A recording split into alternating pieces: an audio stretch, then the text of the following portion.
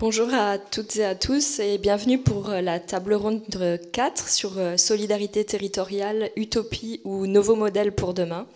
Je suis Émilie Banni-Dussolier, je suis chargée de mission à la CRES Grand Est, c'est la Chambre régionale de l'économie sociale et solidaire. Et je vais co-animer cette table ronde avec un de mes collègues, Arnaud Magloire, qui est en duplex à Châlons, avec un de nos intervenants qui est Cédric Chevalier. Et nous avons également Timothée Duverger qui sera en visio avec nous et Agnès Dantonnet qui est présente dans la salle.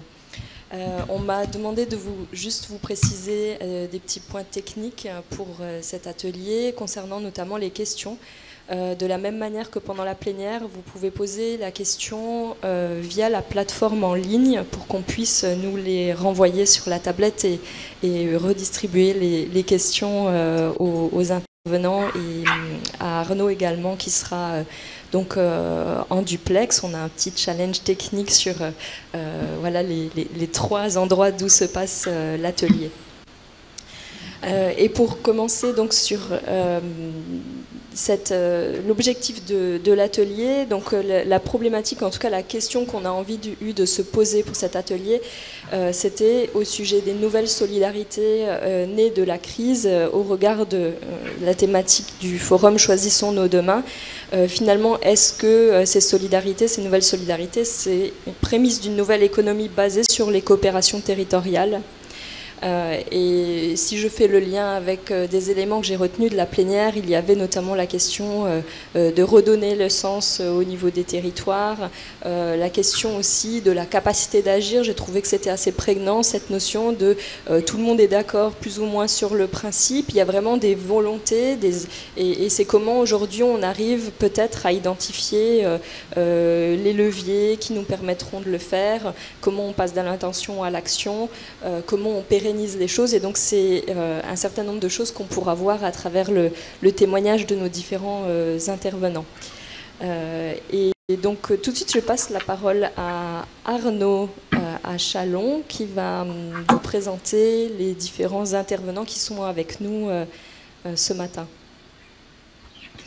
Merci Émilie, bonjour à toutes et à tous. Donc, bienvenue pour cette séquence. Donc, effectivement, donc, les différents intervenants de ce matin sur cette table ronde sont Agnès Dantonnet, qui est directrice des affaires publiques et du développement durable au sein de Cronenbourg. Nous aurons également la participation de Timothée Duverger, donc maître de conférence associé à Sciences Po Bordeaux, notamment en charge de la chaire Territoire pour l'économie sociale et solidaire de l'OSS, ainsi que du master économie sociale et solidaire et innovation sociale, et également auteur d'un certain nombre d'ouvrages, dont le dernier qui est Utopie locale. Et puis à côté de moi, donc Cédric Chevalier, qui est directeur Grand Est de la MGEL. D'ailleurs, ma première question à Cédric, puisqu'il est juste à côté de moi. Lors de la crise, même si celle-ci n'est pas finie, mais en tout cas dans le gros de la crise, on a pu identifier et voir émerger un certain nombre d'initiatives, à la fois issues d'entreprises dites classiques engagées dans la thématique de la RSE, et également des structures de l'économie sociale et solidaire, dont voilà, les groupes aussi mutualistes. Quelles initiatives, enfin voilà, ma première question c'est ça, quel type d'initiative vous avez pu faire émerger pour répondre à des besoins identifiés lors de cette crise, et puis bah, voilà, les différentes utilisations de ces initiatives, voilà, comment elles sont nées, quels acteurs ont pu être mobilisés, et puis bah, identifier les leviers et les freins éventuels sur ces initiatives. D'abord, bonjour à tous et à toutes, merci pour votre invitation. Si je voulais répondre tout de suite un peu à la question, c'est déjà de rappeler un peu le contexte de ce qu'est la MGEL aujourd'hui. C'est une mutuelle étudiante, spécifiquement sur ce public-là, qui existe depuis 1949. Je tiens vraiment à utiliser le terme mutuel, parce que derrière, il y a quand même beaucoup de valeur et il est un peu malheureusement un peu galvaudé. Et en fait, notre public est les étudiants depuis maintenant plus de 75 ans. Et ce la différence, c'est qu'on a toujours considéré que la mutuelle n'était pas que un rembourseur de soins, on pouvait prendre en charge, comme la définition de l'OMS, que la bonne santé n'était pas qu'une absence de maladie, mais bien un bien-être général. Je vous dis ça parce que ça va amener aussi le cheminement pourquoi on en est arrivé là. Et l'AMGEL, depuis 70 ans, a développé un certain nombre de services, d'actions, et notamment en matière de logement. Et lorsque nous avons été confrontés, comme nous tous, à la difficulté et à la crise sanitaire, on a pu, et on est en contact direct avec une population qui, à mon sens, a énormément souffert également, c'est celle de la population jeune. Et on avait déjà un certain nombre de mise en place au sein de l'AMGEL, et notamment des structures en matière de logement, parce que nous gérons des résidences étudiantes, et on a souhaité tout de suite, au regard des difficultés qu'on pouvait rencontrer, et que les jeunes pouvaient rencontrer, mettre en place un certain nombre de dispositifs avec les acteurs qui nous paraissaient rentrer aussi dans la philosophie et des valeurs plus importantes. Et donc, un des premiers dispositifs et une des premières urgences, en tout cas, elle était alimentaire, parce que beaucoup de jeunes, certains avaient pu rentrer chez eux, d'autres en rupture, d'autres éloignés, très éloignés, je pense que n'avaient pas forcément au regard du groupe, et nous avons mis en place un certain nombre de choses autour, déjà de l'alimentaire, avec un certain nombre de partenaires. On a travaillé avec l'ensemble des magasins de club sur le Grand Est. La difficulté, c'était en capacité que cette promesse, finalement, on a offert un certain nombre de bons alimentaires en partenariat avec le club pour que l'ensemble des jeunes puissent aller acheter, en tout cas, prendre, se restaurer chez Biocop, tout en permettant aussi un accompagnement, parce que on a de dire, on fait simplement à manger, mais un accompagnement aussi en matière de webinaire, d'éléments qui permettent aussi de cuisiner dans les meilleures conditions, dans une logique d'équilibre alimentaire. Tout ça a été pris, on l'a fait de manière un peu spontanée, avec dans l'urgence, évidemment, avec aussi, il faut se dire que c'est pas uniquement répondre à la population, on avait aussi nos propres collaborateurs qui étaient dans des difficultés au regard de la crise sanitaire, donc il a fallu à toute structure de pouvoir s'adapter pour pouvoir y mettre. Et pour dire cet exemple, et on en aura d'autres tout à l'heure, mais ça nous a permis en tout cas des choses qui étaient déjà embryonnaires finalement au sein de la structure, qu'on faisait peut-être voir un peu même naturellement. Cette crise nous a permis en tout cas de le structurer, de le positionner et de pouvoir le développer et de le mettre en action maintenant pour les émissions. Merci beaucoup pour ce rapide et non moins complet exposé. Je ne sais pas si j'ai le retour, puisque la question et le retour de la question allait être notamment pour Cronenbourg, pour notamment Agnès Dantonnet. Donc bonjour, je vais effectivement apporter le... Voilà. Vous m'entendez bien de l'autre côté? Oui, on a un petit moment de flou, mais c'est bon. J'essaye de parler dans le micro, sans trop bouger. Donc moi je vais faire un témoignage au nom de Cronenbourg et également de la Fondation Cronenbourg sur les actions qui ont été mises en place dans le cadre de cette situation complètement dingue qu'on a tous vécue. Et peut-être un mot sur la particularité de l'entreprise. Donc on a une brasserie unique qui se situe à Aubernais et je pense que beaucoup d'entre vous vous rappelez que l'épicentre de l'épidémie est né dans le Grand Est. Et en fait ce qu'on a vécu, c'est une espèce d'urgence complètement folle. On n'a pas beaucoup réfléchi, on a été assaillis, et je m'adresse là, il y a Céline Nicora qui est dans la salle, on a été assaillis par des demandes de soins de première urgence presque. Dans les premiers temps, les hôpitaux n'avaient rien, ils avaient besoin de respirateurs, ils avaient besoin de masques, ils avaient besoin de blouses, et ils avaient besoin de gel hydroalcoolique. Et comme nous, on a une activité qui a été extrêmement ralentie, on a pu produire via le centre de recherche et de développement du gel hydroalcoolique. Et je dirais notre première, voilà, nos premières actions n'avaient rien à voir avec notre entreprise.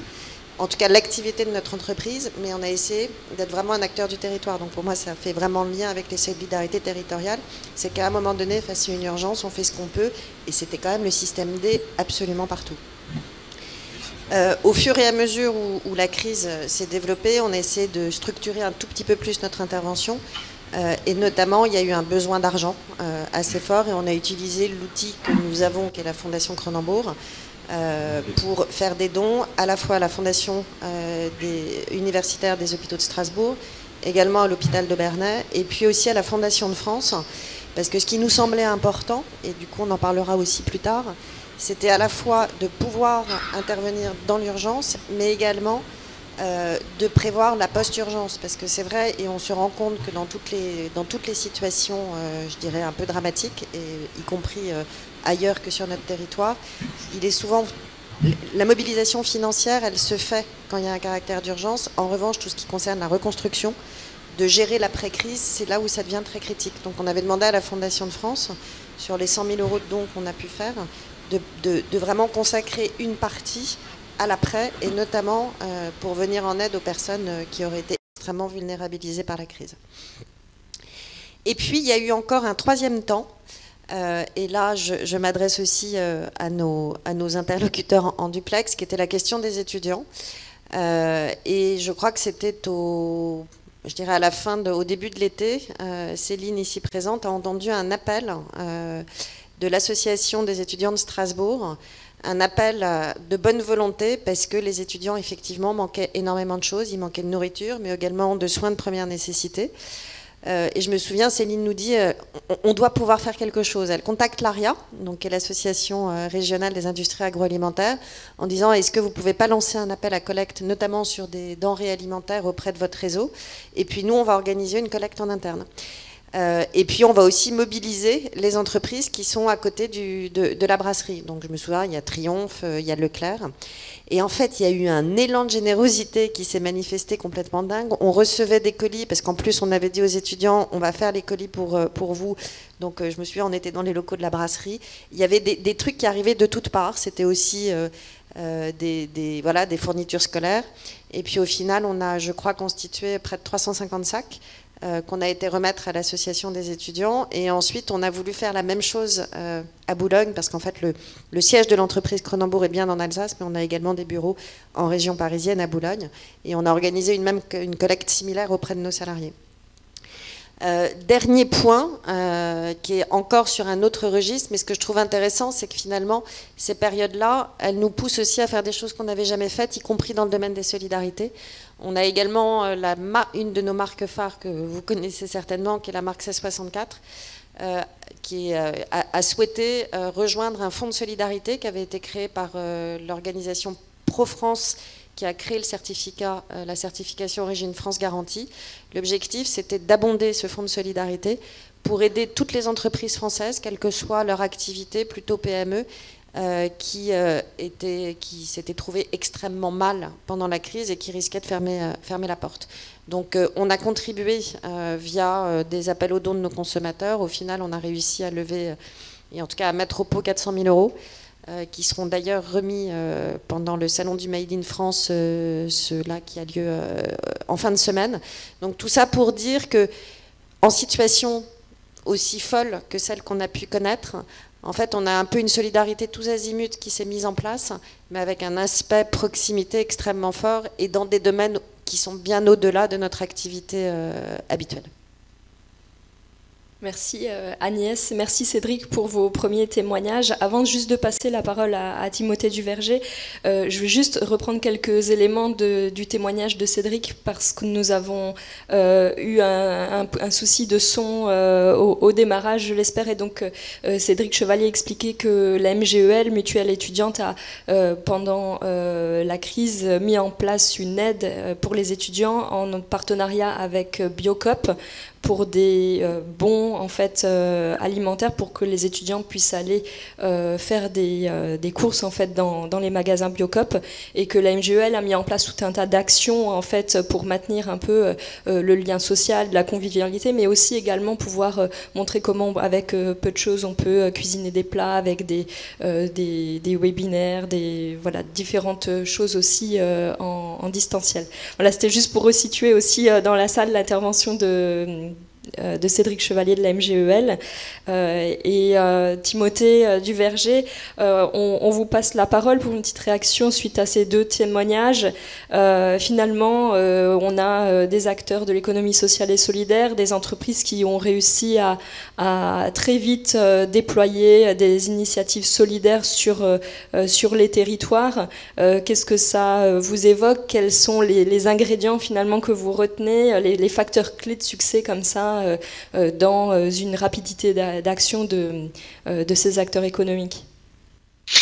Oui, merci déjà de votre invitation, et pour ce qui concerne effectivement les deux exposés que nous venons d'entendre, moi ce que je retiens essentiellement 3 points clés. Le premier, c'est ce qui a été dit, c'est nous sommes un acteur du territoire. Voilà, ça c'est quand même un point qui me semble assez crucial, parce que ça n'a rien d'évident. Je veux dire, une entreprise qui se pense comme un acteur du territoire, on le retrouve, je dirais, plus spontanément, même s'il n'y a pas de lien nécessaire, mais avec les acteurs de l'économie sociale et solidaire. Et là, on peut être amené à le retrouver aussi avec des entreprises conventionnelles. Et ça, c'est un point, je trouve, qui est important. C'est quelque chose qui est en train de monter. D'ailleurs, on le voit aussi dans les réflexions actuelles sur les questions d'attractivité. Parce que là, bon, on était à Strasbourg. L'attractivité des villes aujourd'hui, ce n'est plus juste des entreprises qui attirent des gens, des talents, qui peuvent s'implanter sur la seule base de systèmes monétaires, de primes, voilà. Il y a des facteurs d'attractivité territoriale maintenant qui relèvent du bien-être. Ça a été mentionné notamment par la MGEL. La question du bien-être devient centrale maintenant pour les entreprises, pour recruter leurs collaborateurs, se développer.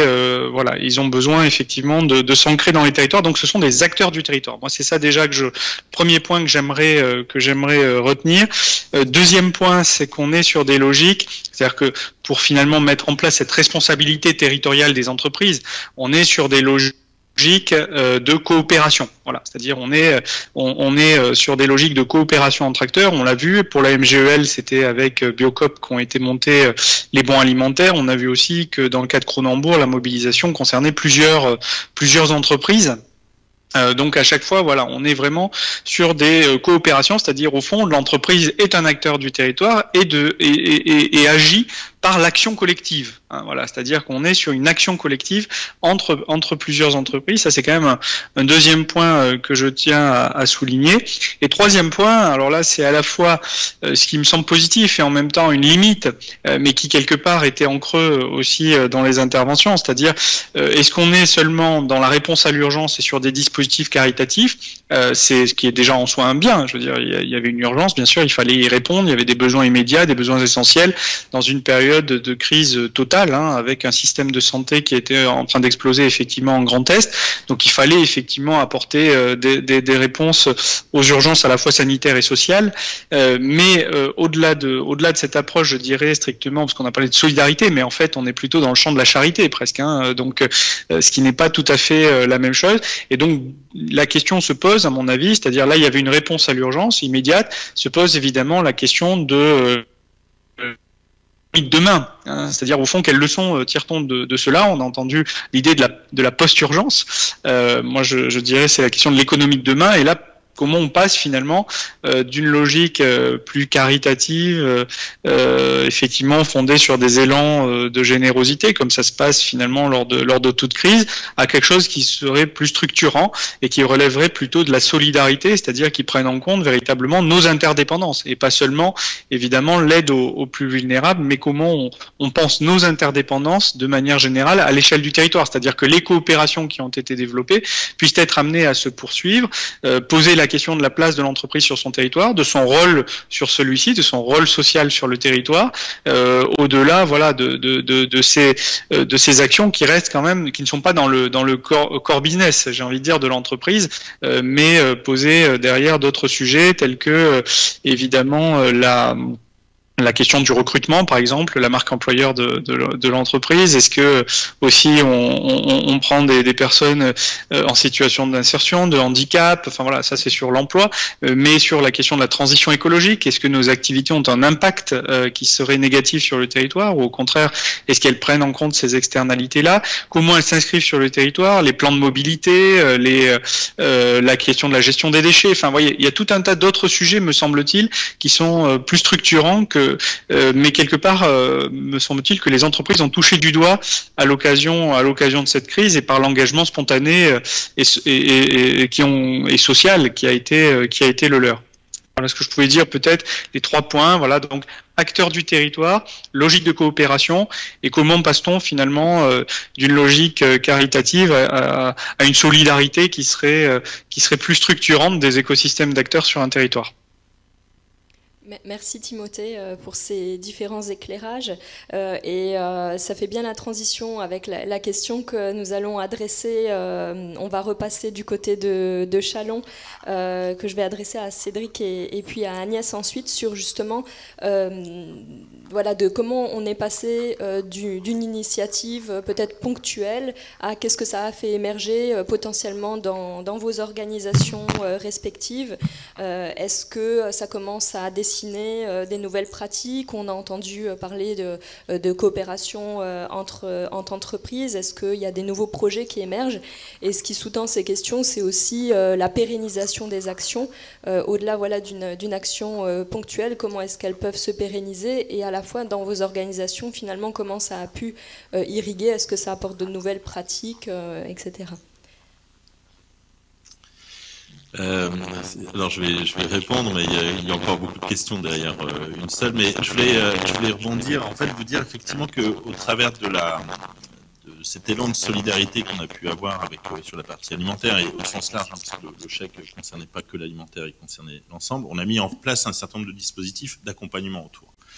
Donc des webinaires pour bien cuisiner, parce qu'en fait, se retrouver dans un espace très réduit avec pas forcément le matériel pour le faire, c'est aussi un apprentissage nouveau par rapport à ces jeunes, et ça, ils ne l'avaient pas, puisqu'ils allaient plus facilement dehors que de manger sur place. C'était comment aussi on pouvait leur permettre de travailler. En fait, sur la partie logement, en tout cas, je vais prendre 2 axes sur lesquels pour nous ça a été assez important.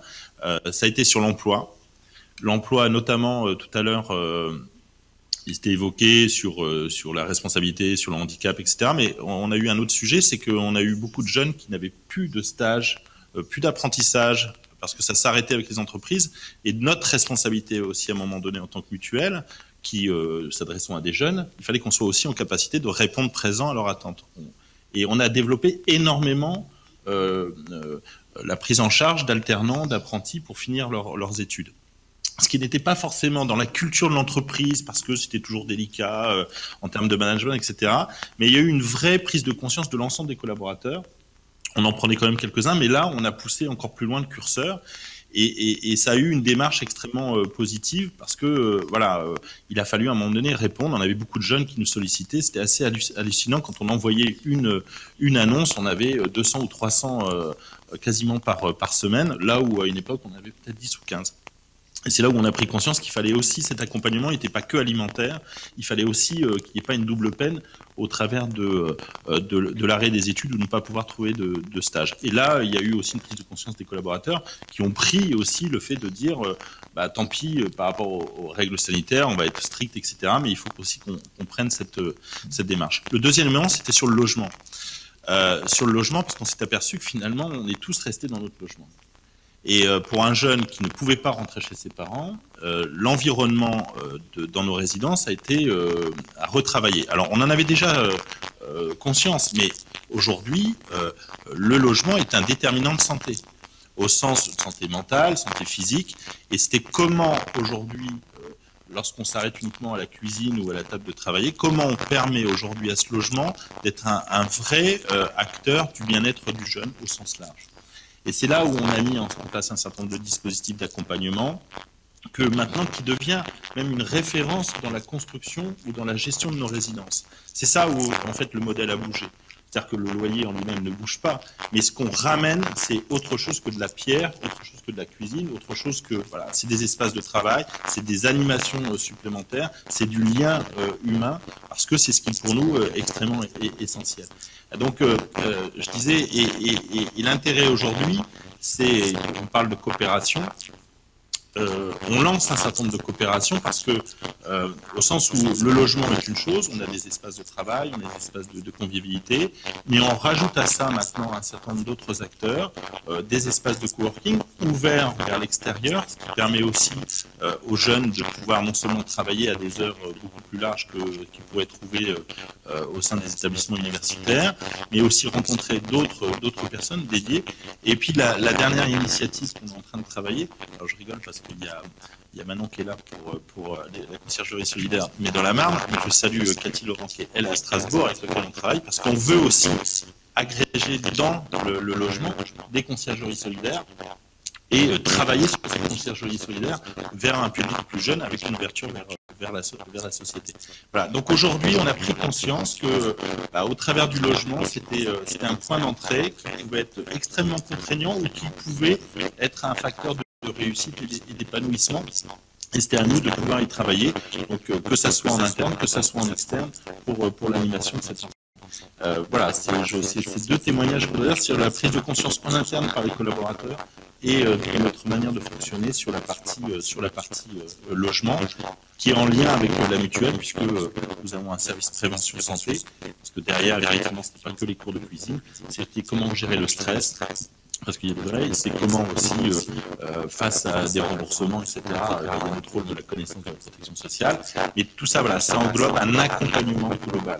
C'est ça, et là-dessus, soit on est en capacité de le faire en interne, soit on va aller chercher de la compétence, de la ressource autour de nous, et c'est ce qui crée des vraies collaborations au service d'un territoire et au service d'une population bien spécifique. Merci Cédric. Désolée pour la qualité du son qui varie.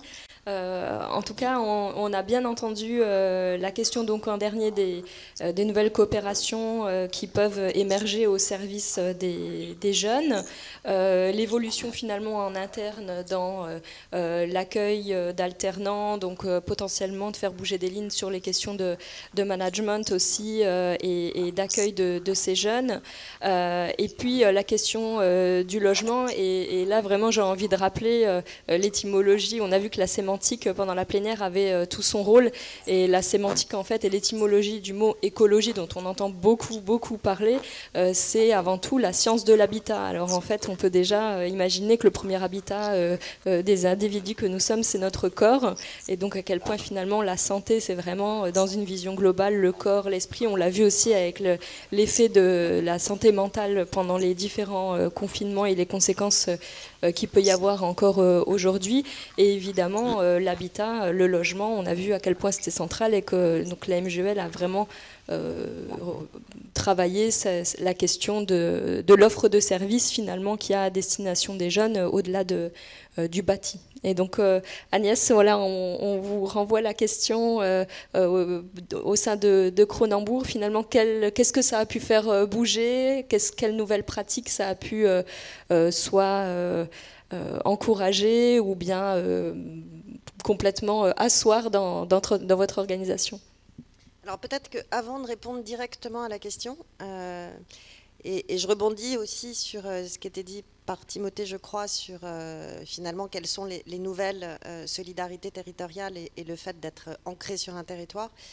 Je vais juste repomper, il y a une phrase que j'ai vue que j'ai bien aimée sur juste quand j'ai tapé solidarité territoriale, ou c'était peut-être sur le lien social, je ne sais plus, et qui disait en fait c'est la capacité d'activer, en fait c'est activer les capacités humaines dormantes d'un territoire. Et en fait ce que je trouve vachement intéressant derrière ça, c'est que finalement ce qui s'est passé pendant le Covid, c'est que des gens se sont agrégés et qu'effectivement il y a des capacités dormantes qui se sont réveillées.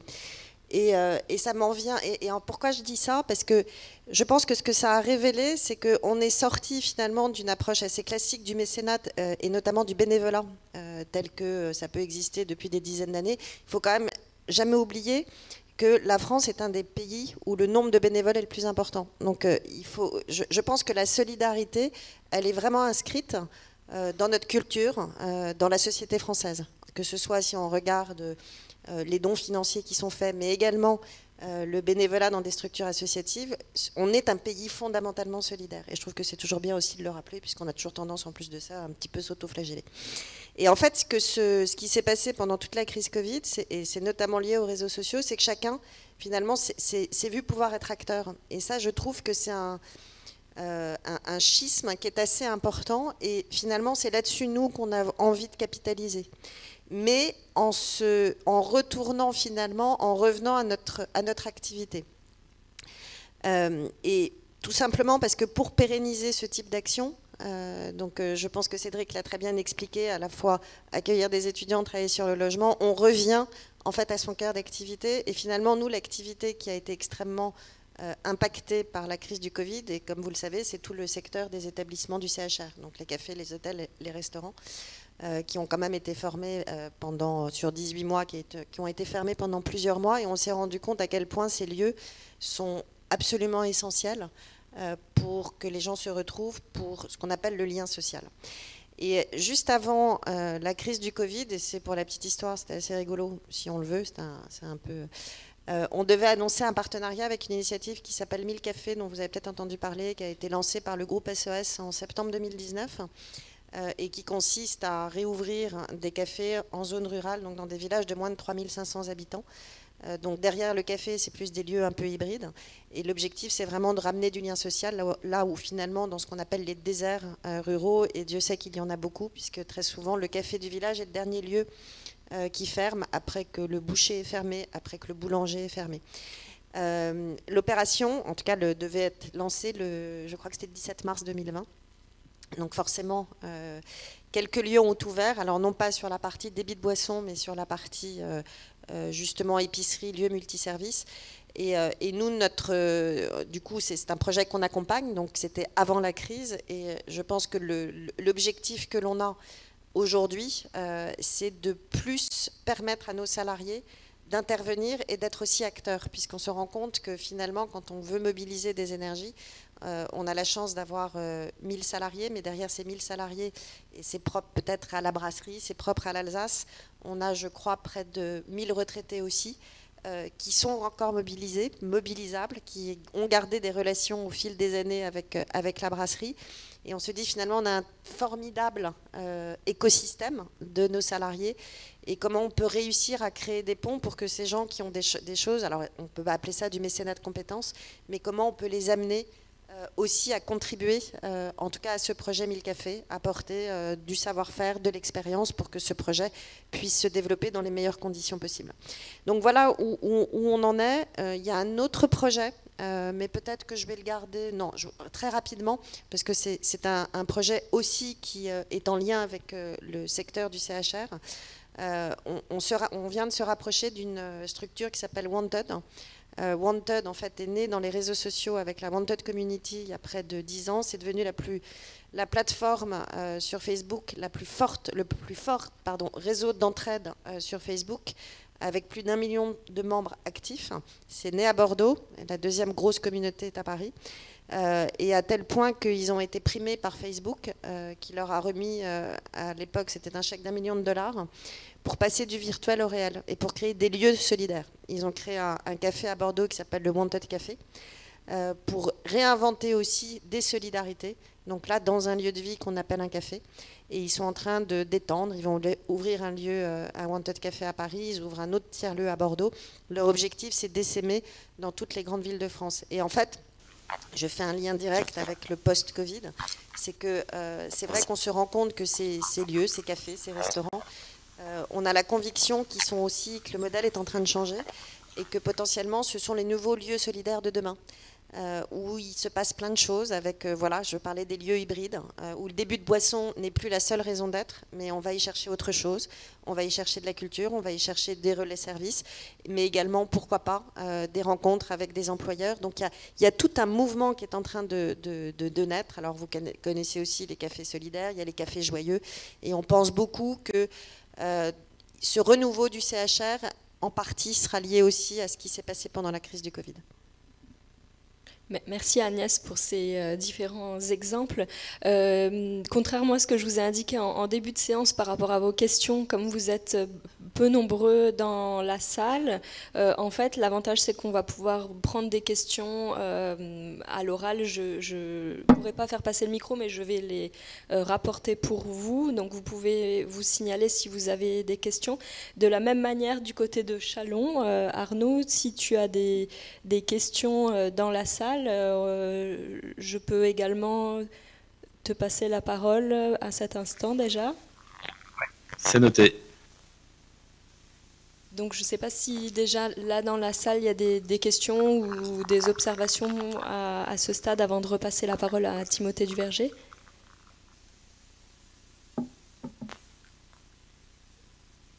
Et du côté de Châlons, est-ce que il y a des choses à partager? Non plus, ils sont très calmes, ils sont très sages. C'est studieux, je vois. C'est parce qu'ils sont déjà en train de préparer les prochaines coopérations dans leur tête, peut-être. Oui, j'ai une question, oui.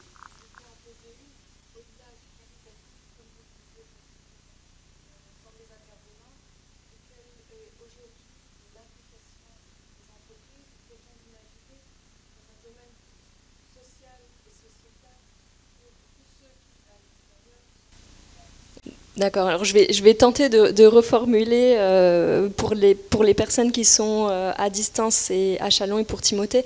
La question qui est posée, c'est le rôle de l'entreprise, finalement le rôle de l'entreprise dans la cité plus globalement. Hein. C'est vrai que dans quand on a préparé les interventions avec nos participants aujourd'hui, la question était centrale de le rôle de l'entreprise dans la cité et de se dire qu'elle n'est pas dans un désert, elle ne peut pas quelque part faire l'économie en tout cas de se déconnecter de son territoire. Et donc la question que vous posez, c'est quelle est l'ouverture de l'entreprise, puisqu'il y a l'intérieur de l'entreprise, mais c'est comment elle est ouverte vers l'extérieur et notamment ouverte vers les personnes qui sont plus à la marge, plus en difficulté, plus défavorisées. Qu'est-ce qui peut être fait à destination de ces personnes? Vous posez la question, en tout cas, de l'engagement des entreprises. Je ne sais pas si Agnès ou Cédric, vous voulez dire un mot?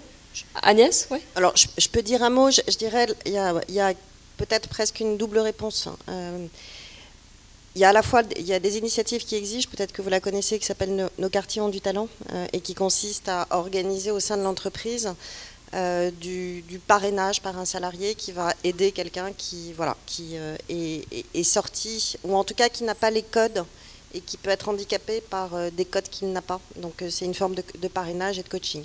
Je sais qu'on s'était intéressé en tant que Cronenbourg à faire partie et à rejoindre le mouvement. Ça s'est pas fait, je pense, à l'époque pour une question de mauvaise période, et c'est vrai qu'on n'est pas revenu, mais je pense que le sujet est non seulement extrêmement pertinent, mais en plus très mobilisateur pour l'interne. Pour moi, le deuxième angle, c'est comment on intègre directement dans nos entreprises des personnes qui sont écartées, on va dire, de l'emploi. Là, c'est compliqué. Pourquoi c'est compliqué? Parce que c'est un engagement assez lourd de la part de l'entreprise, parce qu'il faut quand même être clair qu'il y a des échecs. Je sais qu'on a déjà essayé de le faire, et pas forcément avec toujours du succès, parce qu'en plus, on est dans un domaine un peu particulier. Comme vous le savez, on fabrique de l'alcool. Donc c'est aussi, des gens ne veulent pas forcément travailler pour une entreprise qui fabrique de l'alcool, même si on fabrique aussi des produits sans alcool.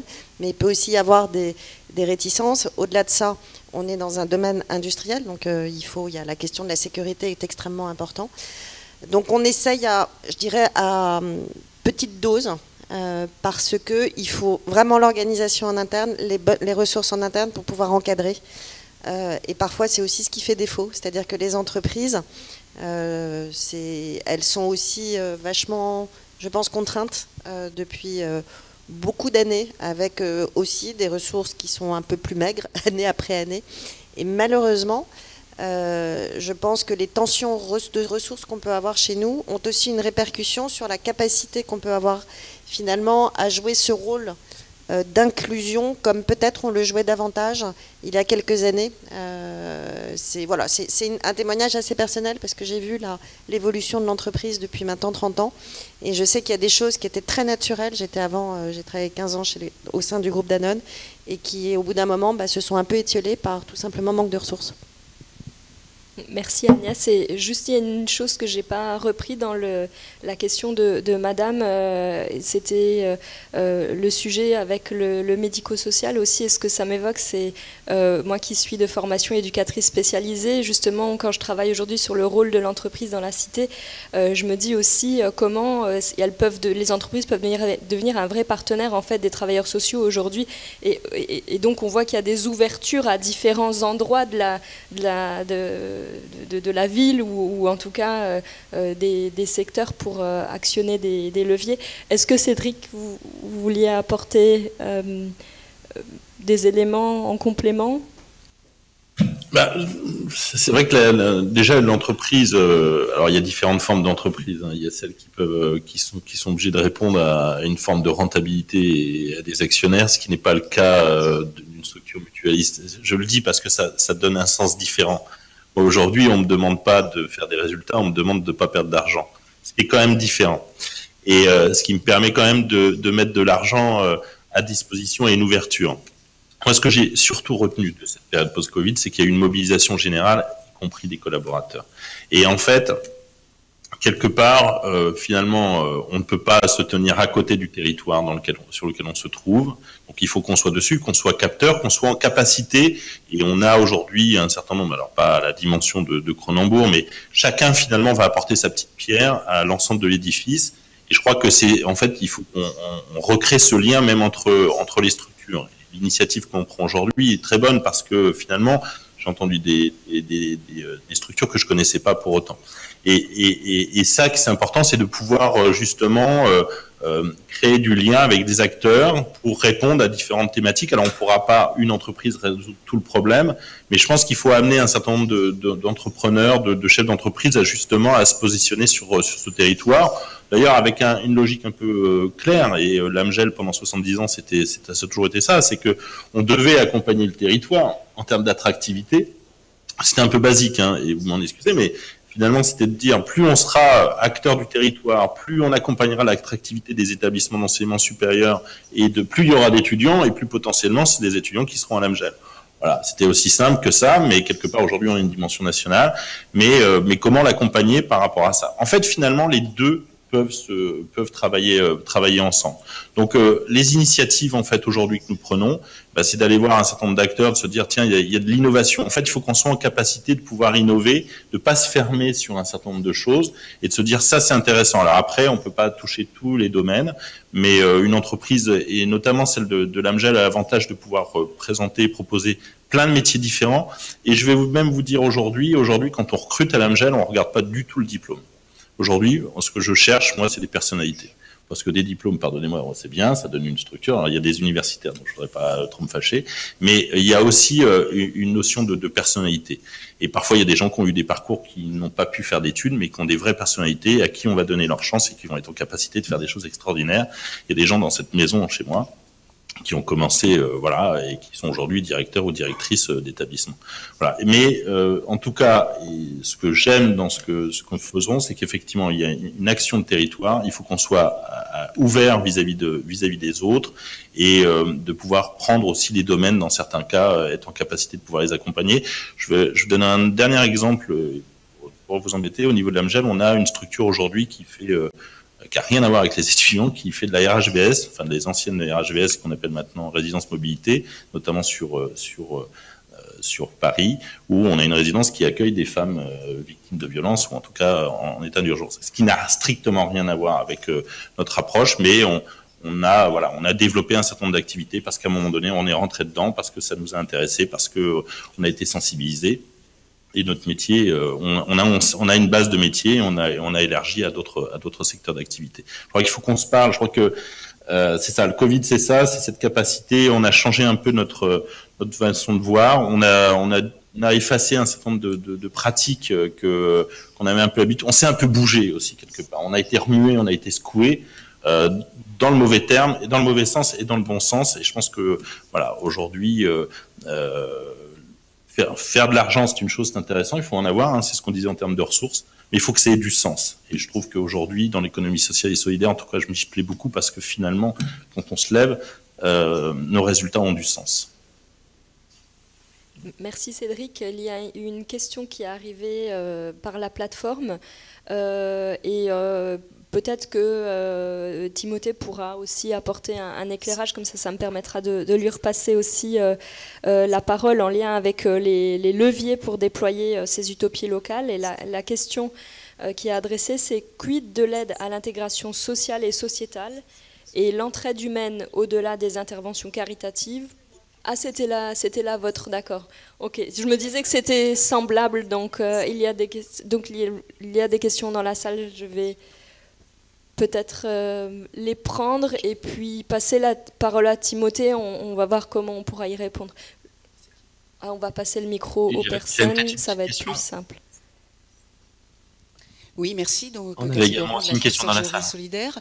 Donc, on a eu la chance ce matin d'entendre présenter des initiatives tout à fait intéressantes nées de cette période exceptionnelle que fut cette crise du Covid. Aujourd'hui, je me demande comment on peut mieux connaître ces initiatives. Y a-t-il un moyen de les mutualiser, de les valoriser, bref, de sortir du cercle que nous représentons aujourd'hui et de pouvoir en faire des vrais leviers qui s'inscrivent dans le temps. C'est-à-dire, ces initiatives sont nées dans un contexte bien particulier.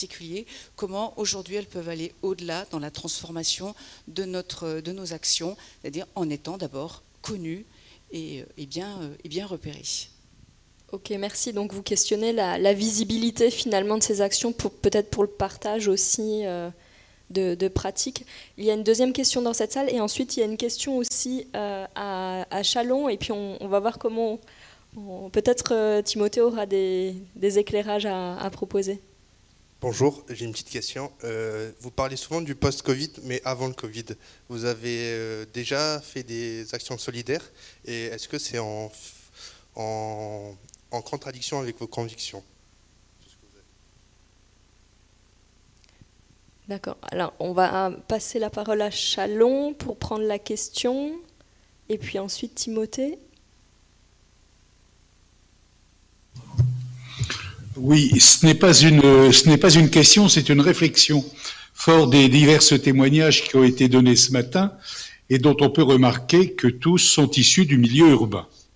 Or, je suis un farouche, j'appartiens au monde rural et ce monde rural, ça fait un certain nombre de décennies que nous œuvrons dans le cadre de ce que je représente, l'IAE, pour tenter justement de faire le lien avec le monde économique.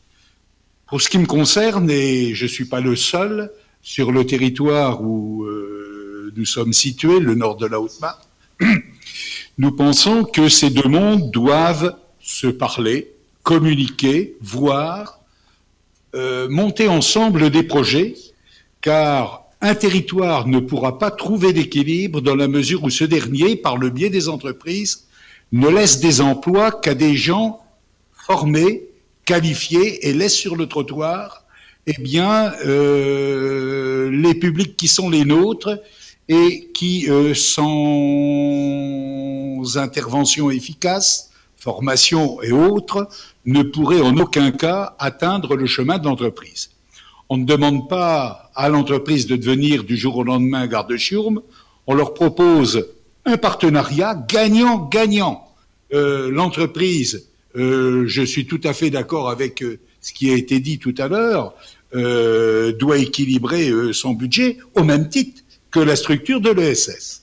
Ce partenariat gagnant-gagnant doit déboucher sur, d'une part, un profil de poste à recruter. Je dis pas profil technique, mais profil au niveau mentalité, etc., etc. C'est quelque chose qui doit être défini entre responsable de la structure de l'ESS, de l'IAE en particulier, et de l'entreprise. Et ensuite, eh bien, par des phases de travail-école, eh bien, ces derniers progressivement basculent sur le monde de l'entreprise et arrivent justement à obtenir un poste mérité et en CDI. Ce sont des choses que nous abordons, que nous faisons, que nous pratiquons et qui donnent des résultats fabuleux, puisque lorsque vous réussissez à monter de telles opérations, vous réussissez quand même à intégrer la quasi-totalité de vos publics. C'est quand même pas rien. Hein. Mais l'entreprise a également mouillé la chemise au même titre que la structure de l'ESS. Et ce que je voudrais dire, c'est que cette expérience qui dure depuis 2008, eh bien, commence à faire des petits. Au jour d'aujourd'hui, eh bien, et c'est heureux, je tiens à le dire parce que ça vaut le coup quand même de phosphorer, eh bien, dans l'unité urbaine où je suis, même si elle est modeste, eh bien, nos politiques en ont pris conscience, ainsi que le monde économique, et que j'espère que dans les 2-3 ans qui vont venir, ce qui a été une expérimentation et un cas unique, non pas va se généraliser, mais va permettre justement de multiplier d'autres projets de ce type par les divers acteurs et ainsi permettre à un meilleur équilibre en matière d'employabilité des publics qui nous sont confiés. Voilà. Merci beaucoup. Merci pour votre témoignage. Et donc, on voit là un exemple de levier. Je traduis pour ceux qui n'ont pas le jargon de l'IAE, insertion par l'activité économique. Et donc, c'est un bon exemple. Et vous avez cité aussi la question de la ruralité. Et donc, c'était une des questions aussi qu'on adressait à Timothée Duverger sur les leviers de ces utopies locales et donc la question de la ruralité. Et puis, en tout cas, sur la ruralité, je pense qu'Agnès avait donné un bout d'éléments avec les 1000 cafés, puisqu'en fait, c'était vraiment l'objectif de pouvoir maintenir ouverts certains lieux pour pouvoir y avoir plusieurs points de distribution et favoriser le lien social. C'était aussi un exemple. Donc, je passe la parole à Timothée Duverger. Oui, donc merci beaucoup pour revenir sur un peu ces éléments. D'abord, je pense que ce qu'il faut avoir en tête, voilà, c'est qu'à chaque fois, on est bien dans des initiatives qui visent à transformer au fond le territoire, c'est-à-dire à transformer à la fois sa gouvernance. Donc on le voit à travers les logiques d'action collective qui mobilisent des coopérations, mais aussi ces régulations, c'est-à-dire qu'on crée des projets, on change les façons de faire, on développe les actions elles-mêmes. Donc il y a vraiment une modification, une transformation du territoire à chaque fois. En tout cas, c'est ça qui doit être visé. C'est pas juste des actions ponctuelles, ce que j'évoquais tout à l'heure sur les aspects plus caritatifs. Là, on est vraiment sur des transformations et qui, on l'a vu aussi avec Cronenbourg, touche ce que j'évoquais, c'est-à-dire le core business, c'est-à-dire on est vraiment dans l'idée aussi, il faut qu'il y ait un alignement au fond entre une rationalité qu'on appelle axiologique, c'est-à-dire fondée sur des valeurs. On a un certain nombre de valeurs, de solidarité, d'entraide, d'autonomie, enfin peu importe, il peut y avoir une série de valeurs comme ça. Donc ça, c'est la rationalité axiologique, mais il faut l'aligner avec ce qu'on appelle la rationalité instrumentale, c'est-à-dire la recherche de l'efficacité et notamment de la viabilité économique, évidemment, qui vaut d'ailleurs tant pour les acteurs privés conventionnels que pour les acteurs solidaires, puisque les seconds en fait ont simplement des règles qui font que l'argent, les bénéfices finalement sont réinvestis dans le projet et il y a une logique de limitation de la lucrativité, mais c'est la seule différence. Évidemment, dans les deux cas, il s'agit de rechercher une viabilité. Donc ça, c'est peut-être le préalable, j'ai envie de dire, et en ce sens, c'est là qu'on aboutit à cette idée on a évoqué tout à l'heure, d'une entreprise, la place de l'entreprise dans la cité, une entreprise citoyenne au fond. Comment effectivement on peut donner une dimension politique, dans le sens noble du terme, c'est-à-dire la participation à la vie de la cité, à une entreprise. C'est un vaste sujet qui d'ailleurs n'a rien de nouveau. À la fin au cours du 19e siècle, notamment, on disait il faut faire descendre la République dans l'atelier.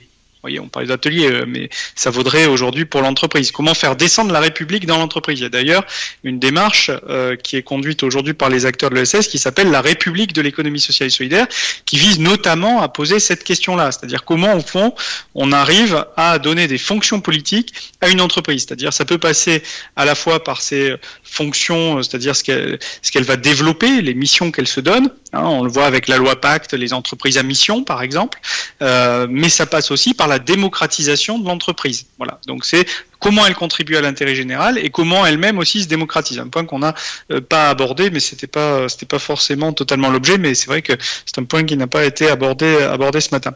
Et donc, du point de vue des leviers, il me semble que ça suppose déjà de changer un peu nos imaginaires. Ça, c'est un premier point, je dirais, au fond, le premier niveau, il est culturel, c'est-à-dire arriver à changer nos imaginaires. Ça veut dire notamment mettre en place les logiques d'hybridation. On l'a vu avec au fond, la question des tiers-lieux, hein, quand on parle des 1000 cafés, plus généralement de comment on peut revitaliser les zones rurales, les modèles économiques, effectivement, exigent de croiser différentes fonctions et donc d'hybrider les activités, d'hybrider les logiques. Ça, c'est ce qui fait d'ailleurs la force aujourd'hui des tiers-lieux, mais aussi leur caractère insaisissable. C'est-à-dire qu'au fond, il y a autant de modèles qu'il y a d'actions. Donc c'est aussi la difficulté, évidemment, mais je crois que la logique de l'hybridation est tout à fait fondamentale. Il y a une deuxième question en lien avec ces nouveaux imaginaires, c'est ce que j'appellerais l'inversion des logiques. C'est-à-dire, par exemple, si je reprends un des exemples qui a été cité, c'est-à-dire celui de Wanted, que je connais bien puisqu'il est bordelais, comme ça a été rappelé, du coup, on est sur une autre manière d'appréhender la solidarité. C'est-à-dire que quand on est dans le champ de l'action sociale, en général, on traite des publics. Il y a des publics qui sont assignés à l'action sociale, qui rentrent dans des cases administratives. Puis d'ailleurs, on se pose la question de qu'est-ce qu'on fait de ceux qui ne rentrent pas dans les cases administratives. Puis deuxième question qu'on se pose, comment on fait en sorte d'aller sur des logiques de mixité sociale, c'est-à-dire sortir de l'enfermement, éviter évidemment que quand on traite un public, on l'enferme finalement dans sa propre condition, mais essayer de l'ouvrir à d'autres types de populations. Et ça, c'est toujours très difficile à faire dans le champ de l'action sociale. La logique de Wanted, elle est inverse. C'est je crée un lieu qui quelque part est dans la norme, qui est ouvert à tous, mais j'essaye de faire venir des personnes qui sont vulnérables, exclues, notamment par exemple des SDF, voilà.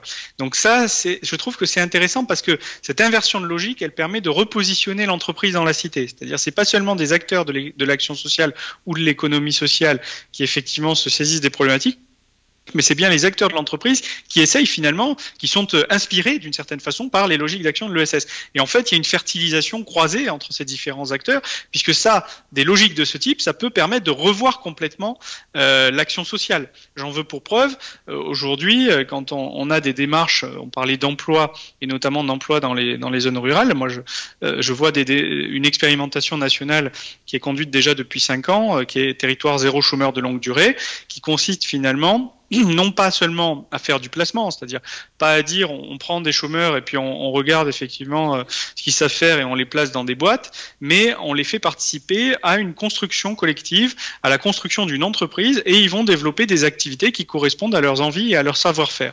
Voilà, et on va créer ce qu'on appelle des entreprises à but d'emploi pour cela. Voilà. Là, je crois qu'on est dans une inversion de la logique de l'emploi également, c'est-à-dire qu'on part vraiment des personnes et non pas il y a des postes non pourvus et on essaye d'y placer des gens qui pourraient correspondre, ce qui d'ailleurs aujourd'hui fonctionne de moins en moins, ce qui a été évoqué par la MGEL sur la question des diplômes, hein, et on recrute de plus en plus effectivement, de moins en moins sur CV et de plus en plus effectivement sur des compétences, des entreprises. On teste les gens sur les postes, enfin bon, on essaye de casser, on va dire, les cadres habituels, et ça me semble effectivement un changement tout à fait profitable. Donc voilà, donc pour dire, un changement, ça c'est mon premier élément de réflexion, vraiment très important à mon avis, un changement des imaginaires et des logiques d'action. Et un deuxième élément, il me semble, c'est véritablement d'entrer dans des logiques d'alliance. C'est-à-dire, au fond, je crois que les collectivités locales, en particulier les pouvoirs publics en général, ont un enjeu très fort à développer ce que j'appelle les partenariats publics ESS. C'est-à-dire à passer à ce qu'on pourrait appeler un management public coopératif. Derrière ces gros mots, qu'est-ce qu'il y a? C'est l'idée finalement que la collectivité ne se contente plus finalement de développer des politiques qui soient sectorielles, qui soient descendantes, qui finalement sont dans des relations de plus en plus de prestations où on met en concurrence les acteurs à travers des logiques d'appel d'offres, mais plutôt essaye de co-construire les solutions avec l'ensemble des acteurs, ceux de l'ESS bien sûr, mais aussi, je pense, les entreprises qui s'engagent, cherchent à décliner leurs responsabilités sociales. Je crois qu'il faut les mettre effectivement dans la boucle et essayer de traiter finalement au fond sur la base d'un diagnostic territorial quels sont nos besoins, quels sont nos enjeux sur le territoire et à partir de là essayer de construire des solutions en commun. On l'a vu sur les questions, par exemple la MGEL l'a dit sur les questions de logement, il y a un gros sujet là-dessus. Il me semble que effectivement ça mériterait là aussi de décloisonner et de mettre l'ensemble des acteurs autour de la table pour essayer de repenser aussi les accompagnements. Donc il y a des logiques de partenariat avec le secteur public et puis il y a des logiques de coopération plus largement entre les acteurs.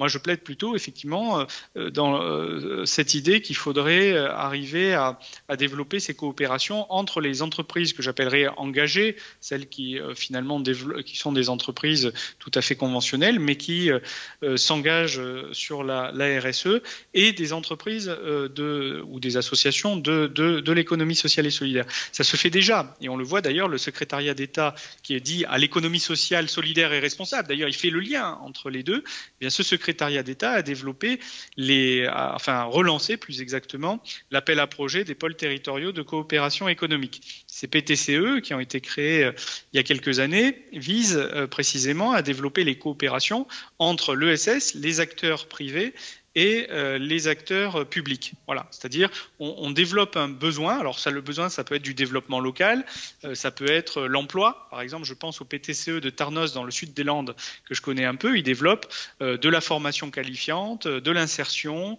mais aussi des activités de restauration, des coopératives jeunesse. Enfin bon, ils développent tout un tas d'activités comme ça qui sont autant d'activités au service des entreprises conventionnelles. Voilà. Et là, on a une logique de coopération territoriale qui permet de structurer le territoire, de le rendre attractif. Et là, on est bien dans une zone rurale.